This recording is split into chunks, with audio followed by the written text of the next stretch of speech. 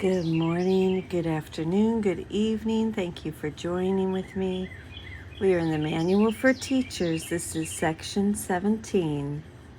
How do God's teachers deal with magic thoughts? This is a crucial question for both teacher and pupil. If this issue is mishandled, the teacher of God has hurt himself and has also attacked his pupil. This strengthens fear and makes the magic seem quite real to both of them. How to deal with magic thus becomes a major lesson for the teacher of God to master. His first responsibility in this is not to attack it. If a magic thought arouses anger in any form, God's teacher can be sure that he is strengthening his own belief in sin and has condemned himself. He can be sure as well that he is asked for depression, pain, fear, and disaster to come to him. Let him remember then, it is not this that he would teach, because it is not this that he would learn. There is, however, a temptation to respond to magic in a way that reinforces it. Nor is this always obvious. It can, in fact, be easily concealed beneath a wish to help. It is this double wish that makes the help of little value and must lead to undesired outcomes. Nor should it be forgotten that the outcome that results will always come to teacher and to pupil alike. How many times has it been emphasized that you give but to yourself? And where could this be better shown than in the kinds of help the teacher of God gives to those who need his aid?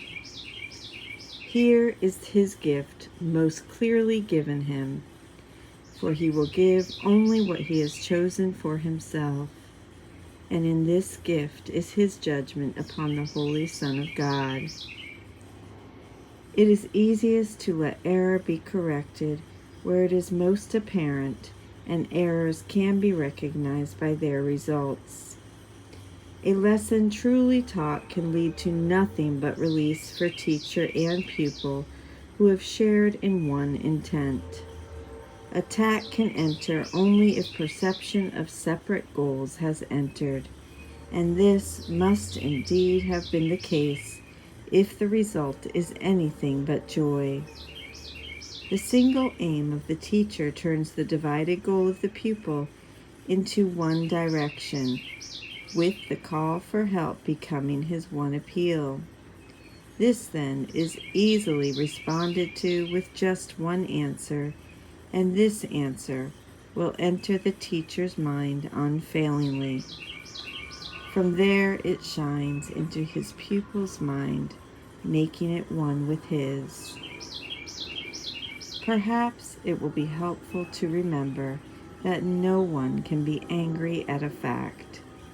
It is always an interpretation that gives rise to negative emotions, regardless of their seeming justification by what appears as facts.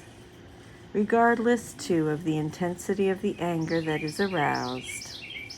It may be merely slight irritation, perhaps too mild to be even clearly recognized. Or it may also take the form of intense rage, accompanied by thoughts of violence. Fantasied or apparently acted out, it does not matter. All of these reactions are the same. They obscure the truth, and this can never be a matter of degree. Either truth is apparent, or it is not. It cannot be partially recognized. Who is unaware of truth must look upon illusions. Anger in response to perceived magic thoughts is a basic cause of fear. Consider what this reaction means, and its centrality in the world's thought system becomes apparent. A magic thought, by its mere presence, acknowledges a separation from God. It states in the clearest form possible that the mind which believes it has a separate will that can oppose the will of God also believes it can succeed. That this can hardly be a fact is obvious, yet that it can be believed as fact is equally obvious, and herein lies the birthplace of guilt. Who usurps the place of God and takes it for himself now as a deadly enemy? And he must stand alone in his protection and make himself a shield to keep him safe from fury that can never be abated and vengeance that can never be satisfied.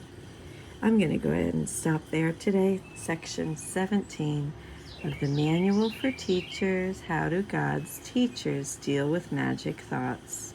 I love this. Thank you. I love you. Have a beautiful day. Oh, I apologize for the noise. I left my headphones somewhere, so thank you for your patience. Bye.